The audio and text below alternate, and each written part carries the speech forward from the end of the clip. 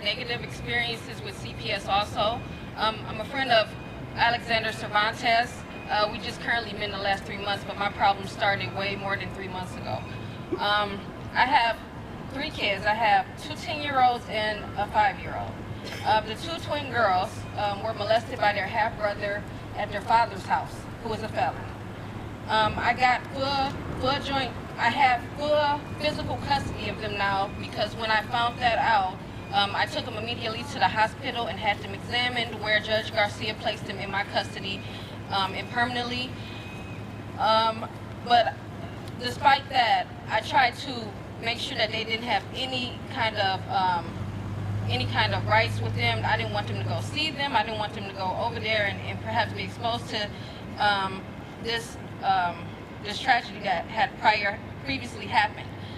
But they would not grant me that. He had to have supervised or unsupervised visits at first.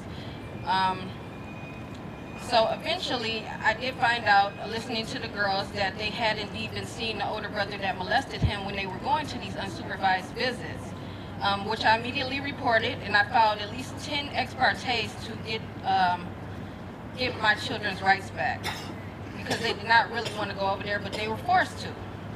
So the judge did grant me the supervised visits now, which he does not comply, which I'm not very unhappy about. I'm pretty pleased with that. But the thing about it is, now the father's family, they're harassing me. They call CPS on me weekly with false allegations, despite the fact that my kids have PTSD, ADHD, and they are traumatized and suffer severe behavioral issues because of what happened to them at their dad's house. Nobody wants to be bothered with them because they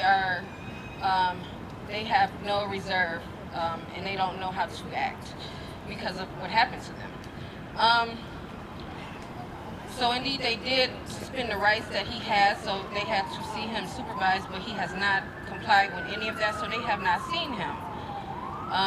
CPS comes to my house at least once a month, harassing me. They try to catch me when they think I'm doing something wrong, so they just pop up at conspicuous times, and then they disappear for a month. And then they come back and disrupt my life again.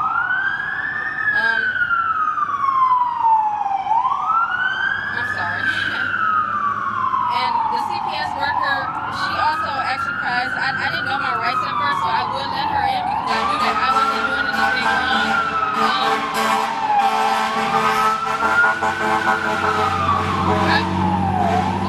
I work as a CNA, and I work home health. I'm certified by the state as a certified nursing assistant, plus I have various licenses and degrees.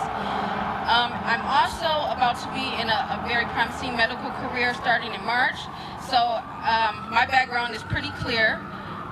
When the CPS worker comes in and she asks me the questions that she asks me every month, the same exact questions, trying to trip me up and trying to clarify if I'm lying or not. Yep. She acts surprised when she hears that I'm almost done with my medical career.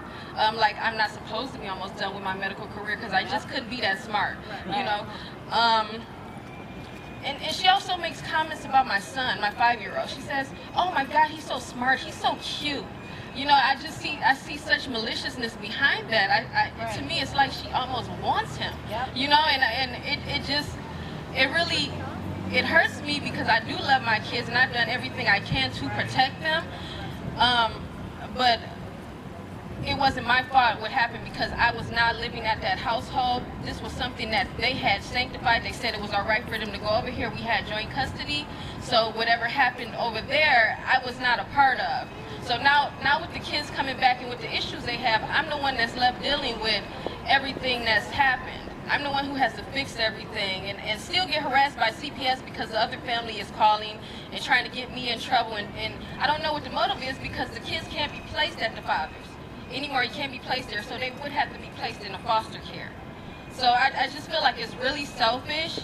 And I understand that, you know, when somebody is actually hurting some kids, that sometimes people do have to intervene, but sometimes that's not the case, and I feel like they have motives, ulterior motives behind the things that they do, and I don't think that's right. So I just felt like I had to speak because this is something that I am personally going through right now. This is something that my thoughts are harassed by my whole work schedule is harassed by, my mental state is harassed by, because I don't know when these people are going to pop up and try to catch me doing something that I'm not even doing. You know, I don't know what they think I'm doing when they come to my house, but they pop up at like weird times, you know, and it's a shame, and I really think this needs to be fixed. So, you know, I'm just glad that I'm hearing that I can tell a part of my story. You know, I really didn't want to come up here because I don't really like public speaking, and I'm not very good at it. But, you know, it would be horrible if I didn't voice my opinion, seeming as this is very close to my heart also. So, thank you.